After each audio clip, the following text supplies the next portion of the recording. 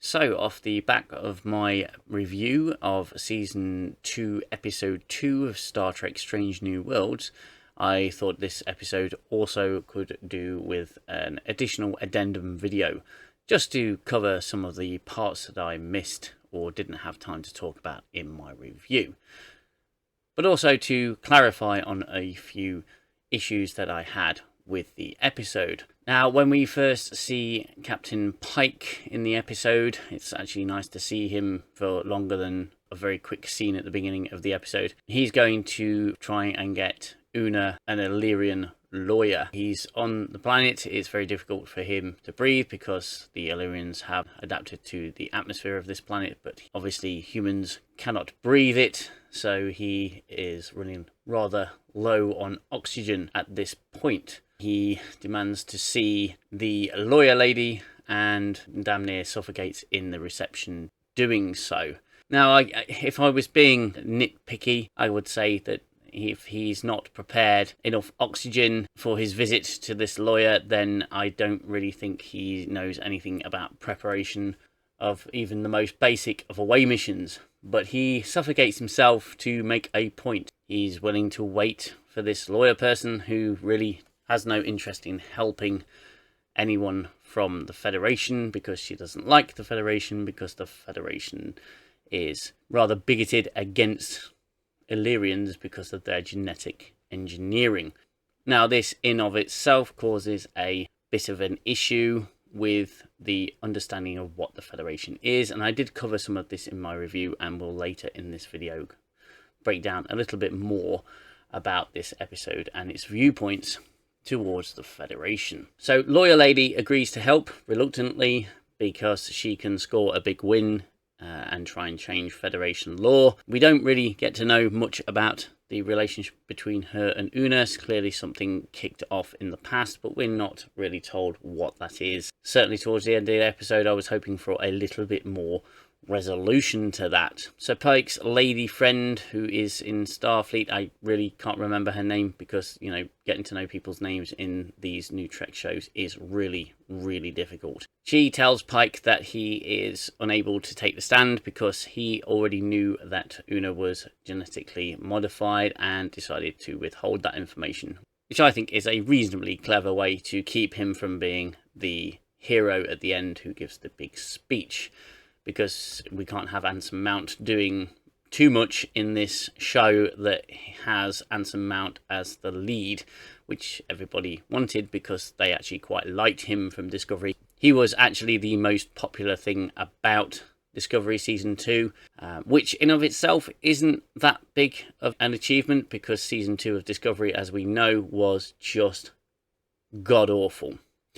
So the episode continues onward and we get to the crew's testimony on Una's character and who she is and what she's all about. And of course, it's just glowing from everybody because they all basically lick her boots with compliments on how amazing she is. Now, we as an audience haven't really, in my opinion, and it's only my opinion, we haven't really seen enough of this character and her personality, certainly this version of this character and her personality, to be able to believe what the crew is saying. They simply seem to fall at her feet and praise her because, you know, she's the first officer. And there's a lot of heartfelt words and inspirational little pieces of dialogue that would lead you to believe that this person is incredible and amazing. And I think that's something that New Trek does far too often. It tells you that these characters are amazing, but the proof quite often is not in the pudding. Now, I praised this episode to a degree because I believe that their general direction and the topic that they chose to cover, I thought was really quite a good one. It felt like it went a little bit deeper into what Star Trek actually does, and that's present an argument. But, you know, if you really think about it, and if you really look at the episode, it wasn't really the topic that was being debated.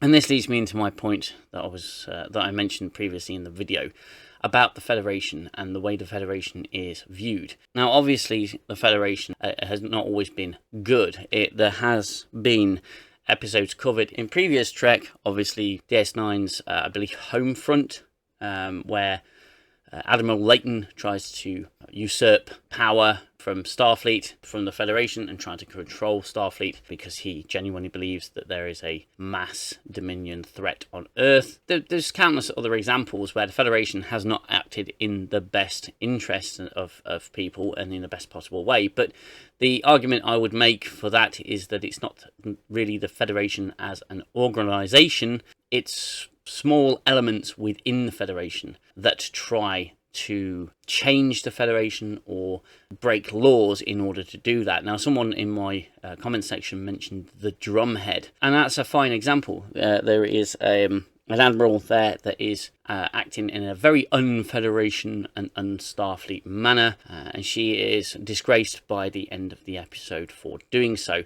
But the point there is that she is one element, and the speech that Picard gives to Worf at the end is essentially saying that we need to remain ever vigilant because the Federation is not flawless and the Federation is not bulletproof from people trying to change what it is for the negative, and acting in a way is counter to Federation values. You know, we must remain vigilant because these people will always be here. But the problem is with this episode and New Trek in general is simply that they try to make the Federation as an organization seem really terrible. And of course, there are ambitious people who wish to change certain elements of it, and not everybody agrees with the Federation. There have been cases in previous episodes where the Federation has not acted in the best interest and has acted in a political manner. But I think that painting the Federation as xenophobic, as racist, bigoted, and quite a nasty organisation is not in keeping with the original idea of the Federation. The original idea that we have pretty much gone past all of our differences and made something that is to be proud of. The point I made in my videos that New Trek is always trying to deconstruct that idea and saying that it's not perfect. Well, we know it's not perfect and we know there's been bumps along the road, but I think the Federation is probably one of the greatest organisations made in fictional stories. Now, where I feel that this episode really kind of missed the point, and again I say missed the point because this show has made massive strides into becoming something much closer to the Star Trek that we know and the Star Trek that we love. And it has dealt with certain issues that we had with the prior series Discovery. We wanted a more episodic series, we wanted a more focused series, we wanted real Star Trek stories, isolated Star Trek stories. For the most part, they have achieved this. You know, we do have episodic contained episodes. And on the subject of asylum within Starfleet does not grant asylum to within Starfleet. It's not a program that you can just join and become a member of Starfleet. It's the Federation as a whole that would grant asylum. Any military organization would not grant asylum to within that military organization.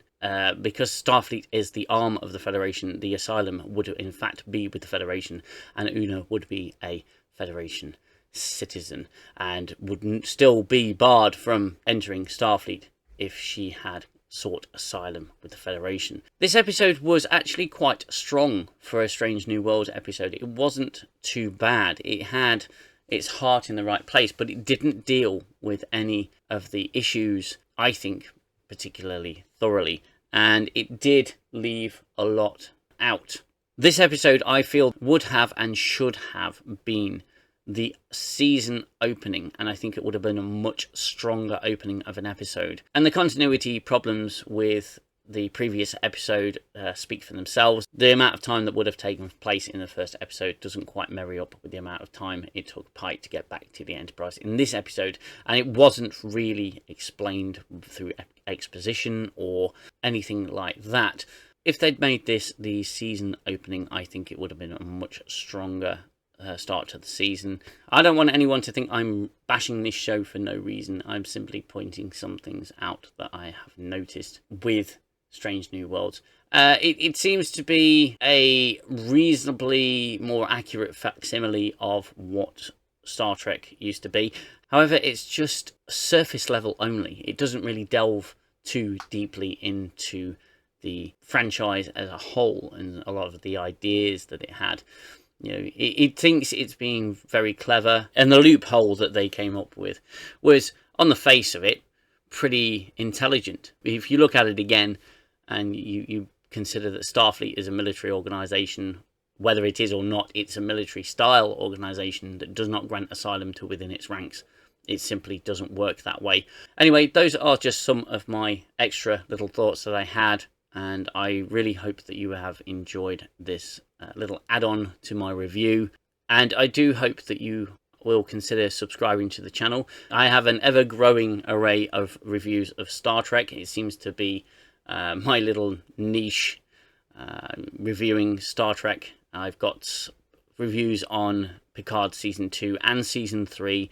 I've reviewed Season 3 and 4 of Discovery, and you can bet your bottom dollar that I will be reviewing Season 5, its final season. As I've already said, I'm not expecting too much from Strange New Worlds. It is, after all, a Star Trek show for a different time, a different era, and I think the quality, although it has greatly improved on Discovery, I don't think it's where it needs to be yet.